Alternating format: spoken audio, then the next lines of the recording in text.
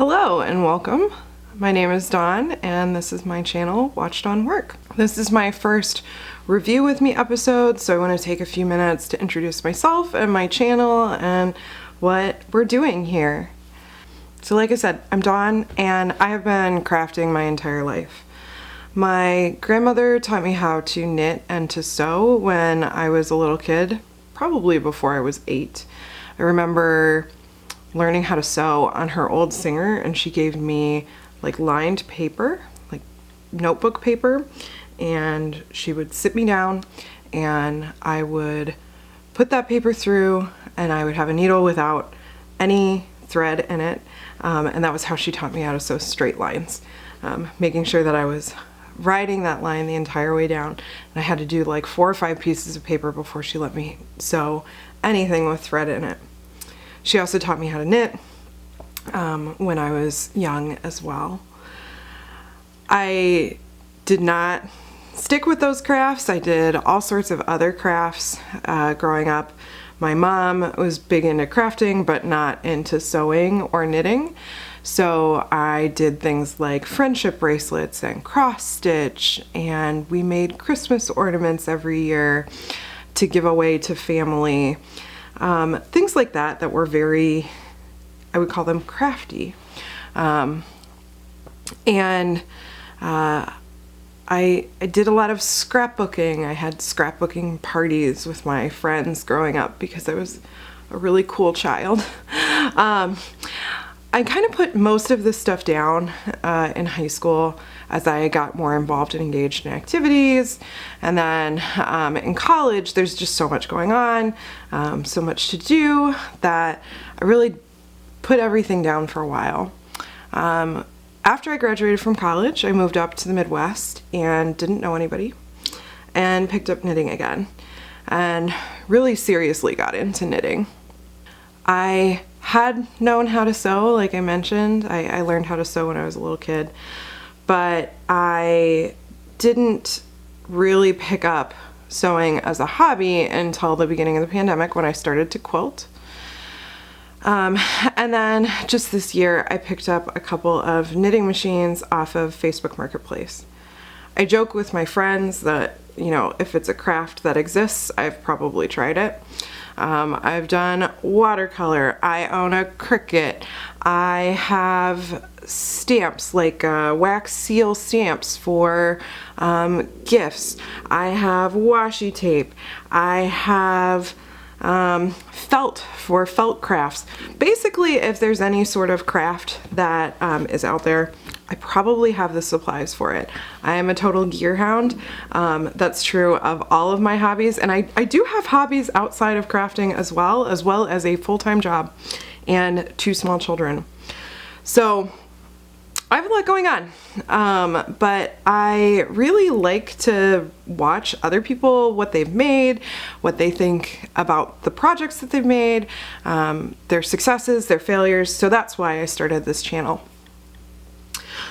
This series is going to come out once a month, and it's going to be more conversational, like podcasty style, so it might be a little less polished and a little bit longer because I do a lot of crafting month to month, so I hope that you enjoy this. In addition, I plan to put out videos twice a week. Those are going to be more like vlog, tutorial type of things, just kind of random fun stuff that I'm working on. We'll see if I can keep up the pace with 2 videos a month, or rather 2 videos a week. 2 videos a week is pretty aggressive, but let me know what you like to hear about and what you're interested in, and if you like this more conversational podcast style as well. So each month, my plan for this podcast is to review the projects that I have finished, the projects that I have worked on, and in order to have some accountability, the projects that have been hibernating for the full month. I am the kind of person who, like, if I start too many whips, if I have too many whips, and if you're not familiar with that term, it's work in progress. If I have too many whips, I can't finish anything, and I am a project knitter and not a process knitter. I know that about myself. I know that about my crafts. So I really try to keep down the number of things that I have going on at any one point in time. And I'm also a big planner. So I'm the kind of person that is the planner for vacations. I'm the one who will book flights and locations to stay, and I'm the one who has all of our days planned and make sure that we have all the confirmation numbers. That's just the kind of person that I am. I'm very much a Virgo. So as I move into September, I wanted to share what I finished in August, what I started in August, and a little bit of my plans for the fall. I mentioned I'm kind of a gearhead. That extends to my crafting supplies as well. I have basically a small craft store in my basement, which is my crafting studio. I have a lot of yarn. And fabric, and then just a bunch of miscellaneous stuff. So I'm also considering experimenting with accountability during this series. I have a lot of issue with, I'm going to the craft store, I need to buy something from my local fabric store to finish a quilt. While I'm here, why don't I pick up 4 or 5 fat quarters? Which is great because it allows me to shop my stash, but it also means that when I need something, I often wind up with more than when I started the project. So if you're interested in accountability as part of this podcast, let me know. Okay, enough with the intro. Let's get on to the finished projects for the month.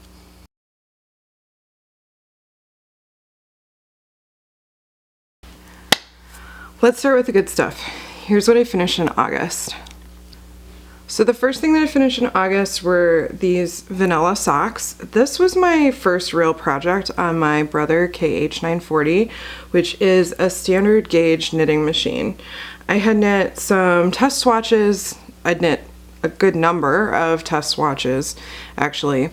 And I had knit like pieces for a children's sweater, and I just like experimented with different techniques, but this was my first real project.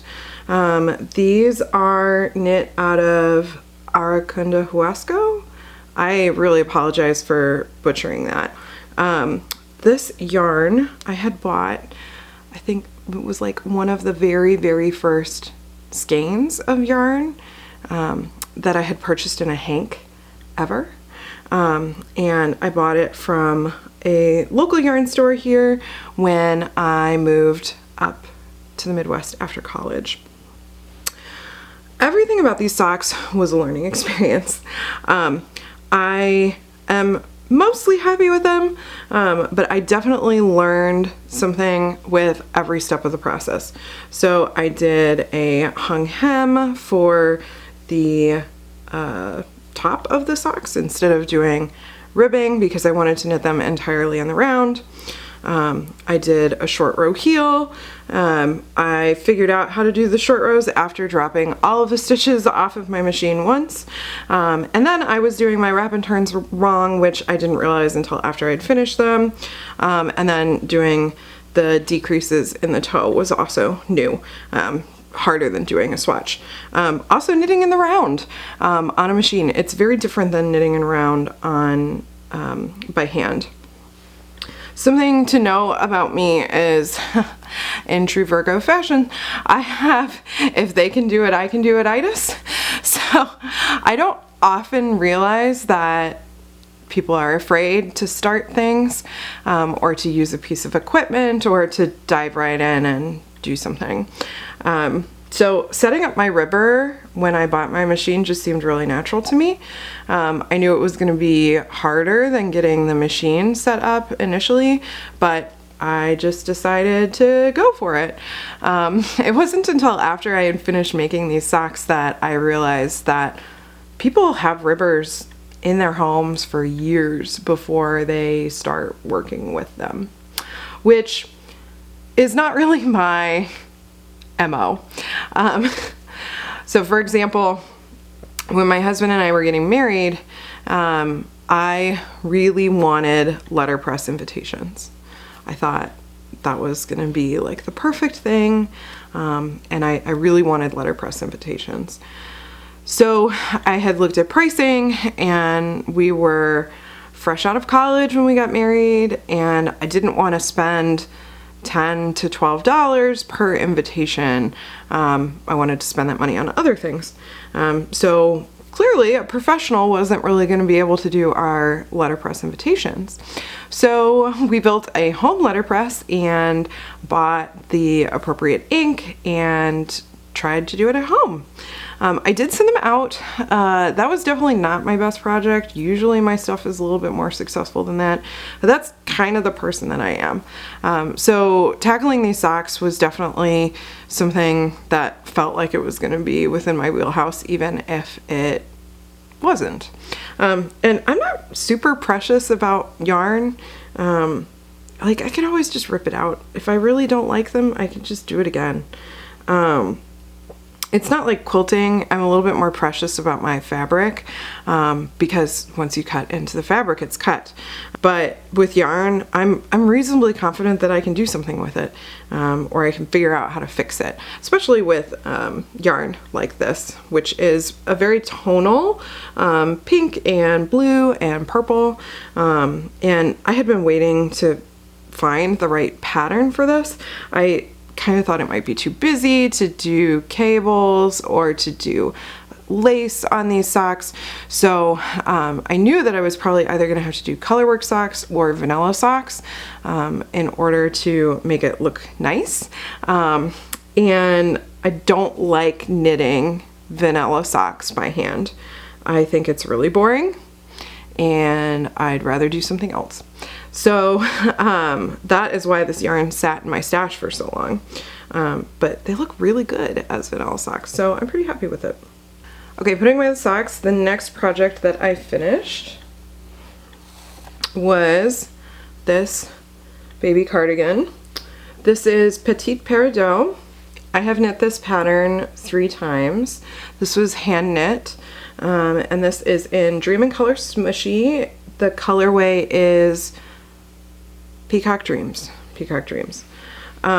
So like I mentioned, I have knit this sweater before. I've knit it 3 times, and this is the smallest size of the sweater.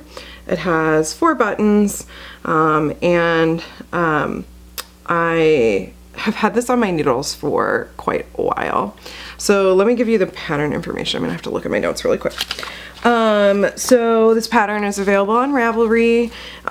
It was written by Marie-Christine Levesque, Tricot Designs MCL. So she's a French-Canadian designer. She has a variety of different patterns for socks and sweaters that are like very classic looking, and that is why I have knit this pattern so many times, is because it is just a very classic pattern. So Dream and Color Smooshy is 85% wool and 15% nylon. I have used it for socks before, but I think that the stitch definition and the springiness of the yarn lends it better to something more like a shawl or something that needs to have a little bit of stretch and a little bit of wear in it. But I actually find that they don't wear super well as just regular socks. I knit this on size 2 and size 0 needles. I have an extremely loose hand knitting gauge. I almost always have to go down 2 needle sizes in order to get the drape of the fabric that I want. My purl stitches are also significantly looser than my knit stitches, which is something I'm trying to even out my tension a little bit. I don't think anybody could notice it except for me, but to me, I would like to fix that. So if you hear me talking about hand knitting projects, don't be surprised if it sounds like, wow, like this is like a really, really fine gauge. It might be a fine gauge, but also it is likely that I just have to needle size down a good bit. So even though this is the 3rd time that I've made this pattern, I had a lot of challenges with actually starting it. I screw up this pattern in a different way every time I knit it. Clearly I like it well enough where I'm going to make it multiple times, but I just want to let people know, like, before you start working on this project, for some reason my brain just really struggles with this pattern.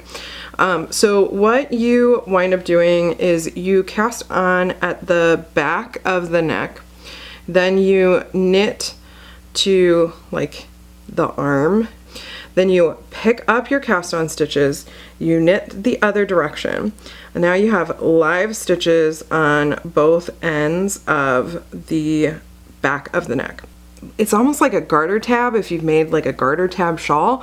So you have like live stitches here, you pick up a bunch of stitches here, and then you have live stitches here. And then that is how you do this collar that is your twisted rib button band without actually having to apply it at a later time. That's one of the things that I really like about the sweater, is like when you are done, you are done. This sat in Sleeve Island for quite a while, but the entire body was complete. It's not like I had to knit a button band on at the end. With that being said though, I struggle every time I try and start this pattern. It is just something that is such a different construction from a simple raglan sweater that is what I normally make, or something from the bottom up. So it takes me time to start this sweater. And then working the twisted rib pattern all the way down feels like it should be easy, but then you're adding in buttons and buttonholes in the button band. And I always screw up the buttonholes too. I do think that this pattern could be clearer. I accidentally knit my buttonholes like one rib over from where they should be. They should be a little closer to the center. You can't tell when the sweater is actually like worn, but I can tell, and that does bother me. Remembering where to put my buttonholes is always something that I'm like, oh my gosh, I was supposed to put a buttonhole in 2 rows ago. So in addition to my struggles on the button band, I never put the texture that is written in the pattern into this pattern. Number one, it's a small pattern. I think it's cute without the texture. It is a very, very simple texture pattern, and while I said I like the construction of this, it is unique, and I really like not having to sew a button band on at the end. She doesn't give great instructions on like where to start the texture, and there's not a chart, and I just don't want to mess with it because I never know, should I put it on the sleeves or not. So I knit this plain in stockinette. This was on my needles long enough where the recipient who was originally intended to receive this has likely outgrown it. I have another friend who is having a baby soon who will probably be the recipient of this. I love the look. I think it's just so cute on a little baby to have like this little shawl collar and an old man sweater.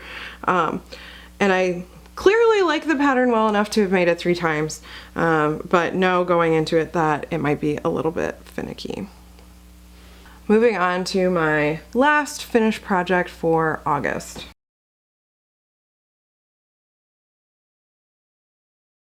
So I consider quilt tops a finished project. I think like piecing and quilting are kind of 2 different crafts, 2 different hobbies. And I finished my Twinkle Lights quilt top by Abby Maed Quilts. I'll make sure that you get a full shot of this. So it's a super simple modern pattern that I really enjoyed making, and I think it's a very forgiving pattern for beginners. It has a classic sawtooth star and then different stripes across, so they don't match up exactly, which is really nice because you don't need to worry about like the points on the edges of your stars matching with the points on any other blocks because they're far apart. Also, as I was seaming this together and finishing it up, I definitely got a little bit sloppy because I didn't want to pin I'm a project person, not a process person, and I don't require perfection in my life. I don't expect perfection in my life. So you can see like there's a little bit of an overhang here, maybe 1/4 of an inch, 1/2 an inch on some of them. Some of the worst areas have about 1/2 an inch of overhang. But because this pattern doesn't require perfection, it's totally fine, because I'm just gonna like cut it off when I'm done quilting and before I bind the quilt anyway. So I think this would be a great quilt for a beginner. The one thing that's pretty challenging about it is the cutting. So like normal, I always buy my fabric with a little bit of overage, and I was really glad that I did. She does a really nice job of walking you through how to do the cutting for this in a way that reduces waste. So if you have perfect cuts, you can definitely get away with less fabric with this pattern than you would in other patterns, because you're cutting less strips. But it requires you to be very accurate in your cuts, and if you accidentally cut something 1/2 an inch too narrow, then you're going to need to make a whole new strip for that cut, which is true of any quilting, but there's very little overage on this quilt, and some of the strips are pretty long. I think the longest strips are 16.5 inches, so even if you have a little bit left over, if you cut one of those strips wrong, then that's 16.5 inches. That's a good bit of yardage. I would say like being very precise on the cutting of this is important. I had started this project in June, and then I put it down for basically the entire month of July and half the month of August, because I had bought my knitting machines. So I don't have enough space to have my sewing machine up and my knitting machine up at the same time. I maybe do, but I would definitely have to reorganize the way that my workstation is set up. So after I had finished my the machine knitting part of my Lopi, which I'll be talking about in my in progress projects, I took my sewing machine back out and said, okay, I'm definitely gonna go ahead and finish this. So the fabric on this quilt is an Art Gallery Fabrics line. Oh, there's a stray thread. Pulled it off. Actually saw that Maed, who was the designer of this quilt, was planning to make a second version of this in the exact same fabric that I had picked. And I had like bought my fabric and the pattern maybe a week before she had posted about it on Instagram. Maed is also one of the designers for the sweater weather quilt along that I'll be doing in the month of September. And if you haven't already seen it, you can check out my video on planning for that sweater weather quilt along here. As for quilting for this, I'm not quite sure what I want to do. I definitely want to keep the lines really modern and do straight line quilting for this. I might do some really dense straight line grid quilting, maybe do a grid at about 1 inch apart and then do it both directions. I love the way that that looks. I think it's beautiful and modern.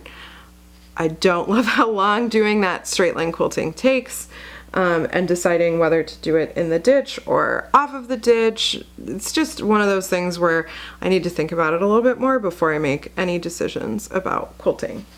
I do, however, have my backing fabric. Grab that.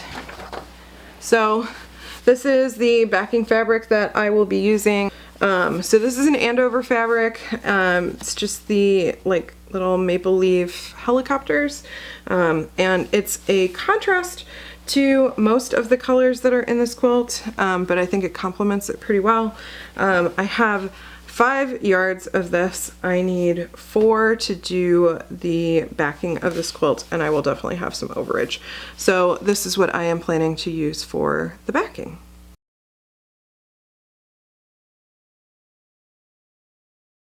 All right, on to my in progress stuff. So here is what I worked on in the month of August that isn't finished yet.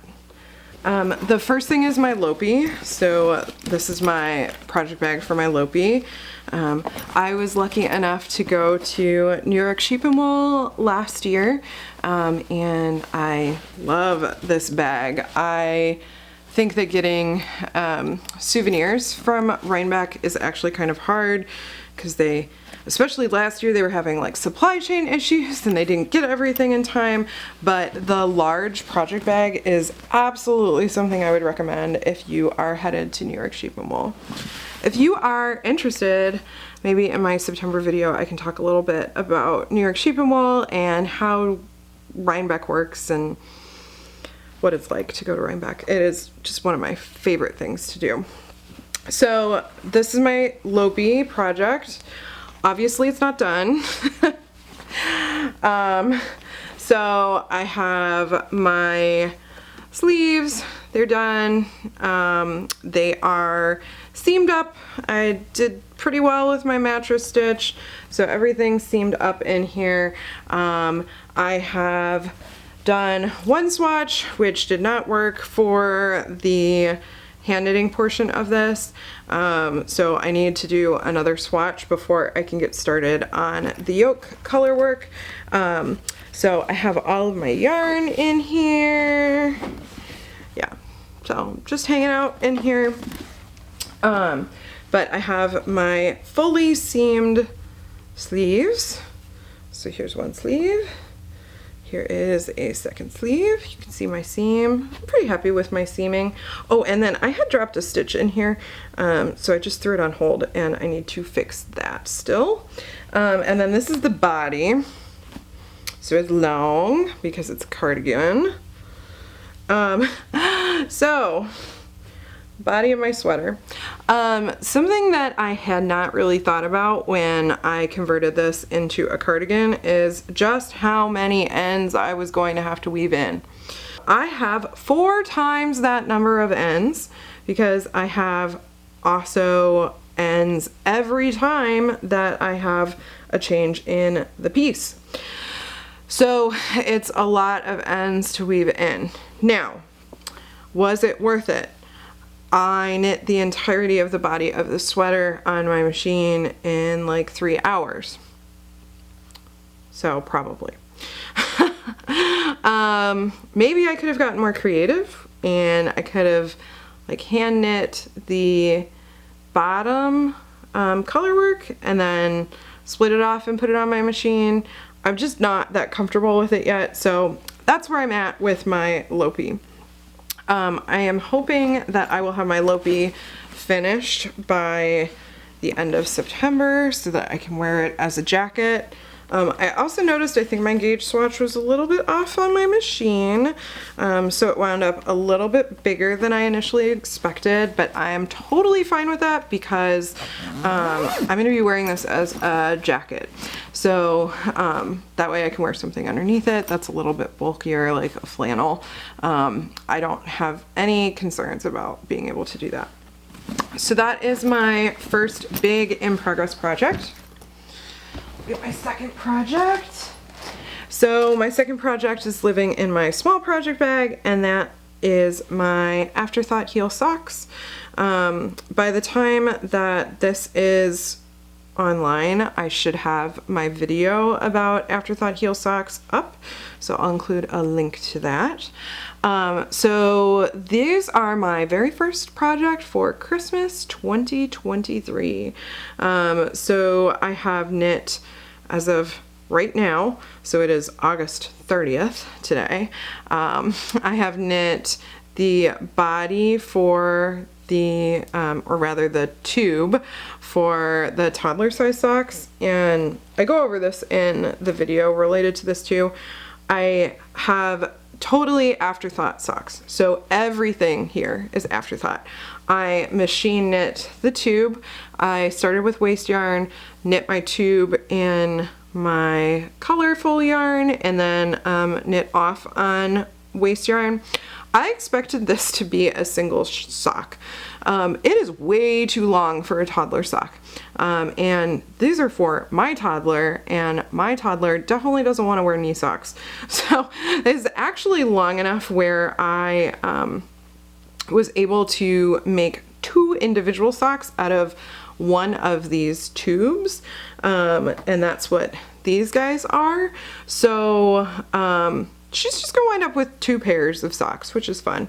I'm gonna be making matching socks in adult women's sizes for these for Christmas. So that is the other project that I'm working on. So this is also a combination of machine and hand knit.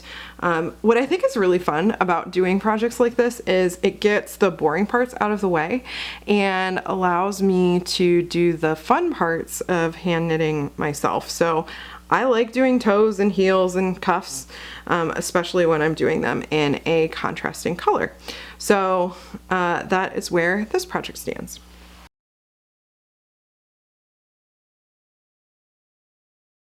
Okay, last but not least for my in-process projects, I am talking about hibernating projects. So, like I said, I am bad about starting projects and having too many whips and then actually finishing them. So I want to have some accountability for projects that have been hibernating the entirety of the month. So I'm going to pull out one of my old projects that I have not touched in a while. So this is my Lamina wrap. The pattern is a cowl and wrap.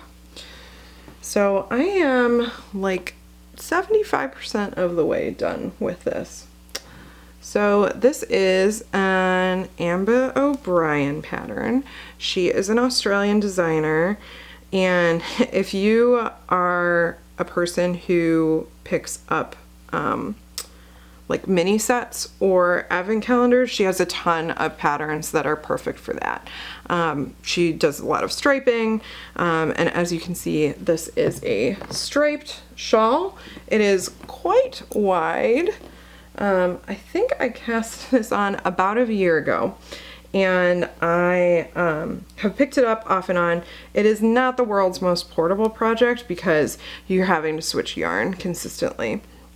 I have knit it in, the white is a Malabrigo sock, which is one of my absolute favorite workhorse yarns, and then the colors are in a set that I bought at the Wisconsin Sheep and Wool Festival several years ago.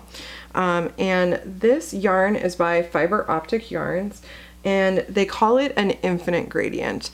What I think, it's a pretty unique gradient set because no matter where you start, it loops back around. So it never finishes the gradient. So I just chose to start with this like bluish, grayish color, but I could have started with any of these colors. And I went through all 14 colors. So I think the last color is here. So this is the full colors. Then I was able to go right back to color 1. So I don't have to like go back from color 14 to color 13. I'm truly went back from color 14 to color 1. It's a very, very cool thing to see in person. And they have maybe 6 different options for their infinite gradients. This is an MCN blend. It is really lovely. This is so soft. And I only have like 6 stripes left. So I put this down because it got even more unwieldy to travel with because it just got so big. I have been weaving the ends in as I go. I do not knit stripes if I'm not weaving the ends in as I go. Stephen West has a wonderful tutorial that I will link on how to weave in ends as you go. But I kind of forgot to do that at the beginning, so at my very, very start, you can see that I still have a couple of ends to weave in. So this is my hibernating project. Maybe it'll be in progress next month. That would be great. I will be adding hibernating projects to this list because I do have a number of them. And I probably am going to do a finisher frog video sometime soon. I'm a little bit nervous about it. I am really bad at frogging things. I'm really, really bad at just pushing through and finishing something or letting it hibernate for forever. And I really don't want to be that person. I'd like to be the person who can make a decision about not finishing something and pull it off so that I can use that yarn for something else. So stay tuned for that. It's probably going to wind up being in multiple parts because I have enough in progress projects from years ago that it's going to take a little bit of time to even pull them out and organize them. For example, I have a Grace cardigan that I started at least 8 years ago, and that is in Tosh sock in Baltic.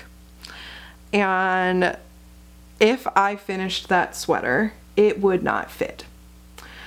So those are the types of projects that I have hanging out that I need to make some decisions about. This guy though, this is gonna get finished. It's just a matter of when.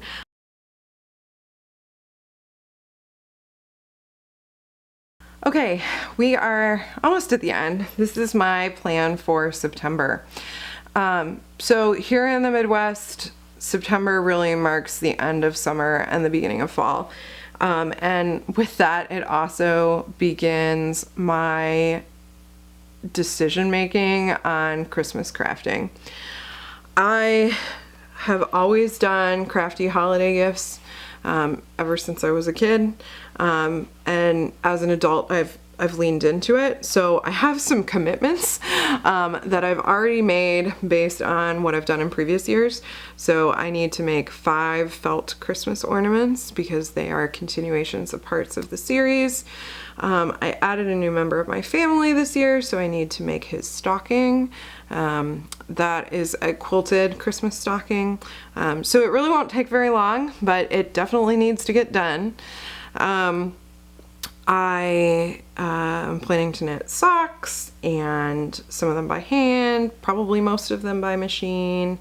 And then the big thing that I want to make sure that I get started on in September is a set of 4 children's sweaters for 4 small cousins, all under the age of 5. I'm planning on machine knitting these, and hopefully they'll be pretty quick. So the body of the sweater will be knit in this acrylic. This is Tam acrylic, T-A-M-M. I will admit, I am a yarn snob. The amount of acrylic in my stash is very low. For my own children, I am okay with hand washing. So I still knit with whatever I want for my kids. And whatever I want is not acrylic. I find it really grating on my hands. And I am just a yarn snob. I can't help it. But one of the things that is great about machine knitting is that you do not have to handle the yarn in the same way that you're handling yarn when you're hand knitting. So even though this is not going to be my favorite thing, I wouldn't want to knit 4 child-sized sweaters in this for these cousins by hand. I'm okay with doing it on the machine. And it's not squeaky because the carriage is already so loud. And I mean, honestly, this stuff gives a nice drape. I've knit a swatch with it before. Like, it is nice. It feels nice on your hands when it's done. So I am diving into the world of acrylic. So this is Tam, like I mentioned. Tam seems to be the biggest name in coned acrylic yarn in the United States. If you have other cone acrylic yarn that you're familiar with in the United States, let me know. There are several companies, it seems like, that do stuff in the UK that I could have shipped over, but this stuff is inexpensive. This is I think $14 on sale, which is way cheaper than the bulk of the yarn that I have in my stash, which is great for children's knits. So I am not making 4 purely white sweaters. I am going to add stripes. So this is probably a little bit of overdoing it for the acrylic Tam that I will be using. But this is Sun Valley Fibers, and this is their fingering gradient set. This is 130 yards each of 6 colorways, and let me tell you the colorways. So they are Golden Harvest, Sangria, Royal Star, Purple Passion, Twilight, and Sherwood Forest. And this is an MCN blend, and it's lovely. Sun Valley Fibers is pretty local to where I'm at, and they are a sponsor of our Knitters Guild. My local Knitters Guild does a big end of year bash where they do like a massive raffle, and I won this at my raffle. And when I say I won this, I mean I won the same thing but in jewel tones. And my good friend won this set, and we decided to switch because this is totally my color, and for her, the jewel tones, she's all about the jewel tones. So I am very autumn, fall, dark and moody colors, and she is definitely more willing to put like higher saturation colors on herself. I just like fall colors. I wear a lot of black, I wear a lot of gray, and I wear a lot of maroon. So these are my colors. So this has been in my stash for a while. Like I said, it feels a little bit like overkill to do this on children's sweaters when I am striping it with acrylic, but it's in my stash and I'm trying to use up my stash. So I will do stripes. I can't decide if I'm just going to do it on the sleeves or if I will do stripes on the body too. And the way that I plan to do it is I will just do like a rainbow stripe, probably 4 rows of the Sun Valley Fiber contrast stripe, and then 2 rows of the white.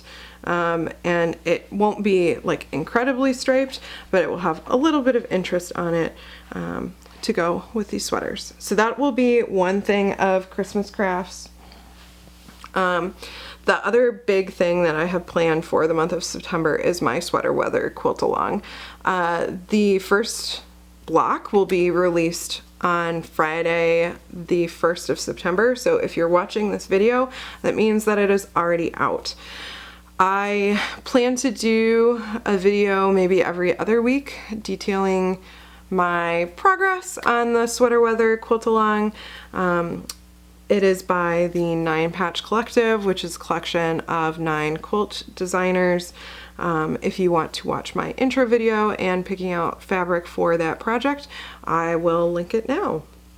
Think that between these 4 child sweaters, my Afterthought heel socks, my sweater weather quilt along, and hopefully at least doing my least favorite part of quilting, which is getting my backing laid out and basting my quilt for my Twinkle Lights quilt.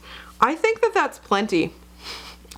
I have a lot going on, but because it's September and it's fall, there's 2 other things that are going on that are a little bit more craft adjacent. I don't know. My guild is starting up again. So my Knitters Guild starts in-person meetings in September. We only have them once a month. I love going to my guild. I'm really excited to go in person again. I haven't gone in person since the pandemic. We bring in really great speakers. We have one of the largest guilds in the country, is my understanding. So there's always something going on. There's always people who have interesting things to say. So I'm really excited to go back to my Knitters Guild. I am also joining the Machine Knit community, which is an online space dedicated to machine knitting. They start up again in September. My understanding is that they only allow you to enter like a couple of times a year. And basically, since I got my knitting machine, I've been interested in joining. There are knitting machine communities on Facebook, and there's a semi-active one on Ravelry, and there's a small subreddit, but it's kind of inundated with like the Cento machines or the Addy circular machines, which is very different than having a flatbed knitting machine. No shade to anybody who's interested in owning one of those. It's just, it's a different craft. It's a different thing. So the machine knit community is specifically for flatbed knitters, and I've seen some of the other projects that they put out over time, and they're really cool. So I'm planning to participate in that. They do a free month, and then I think it's like £120 for the year, because it is a British project. So I'm gonna do my free month, see if it's worth it, and then go from there. So I have a lot planned for September. I hope you enjoyed getting to see a little bit about what I've worked on, what I've liked, what I haven't liked, and what my plans are. Definitely drop a comment below if you've worked on one of these projects before, if you have any interest in hearing about stash accountability, or if you just want to let me know what you're working on for the Christmas season, and when you start crafting for Christmas, because I feel like sometimes I'm ahead of the game and sometimes I'm like, wow, it's the end of September and I haven't started, which makes me way behind. So let me know. Thanks for watching, and I will talk to you soon.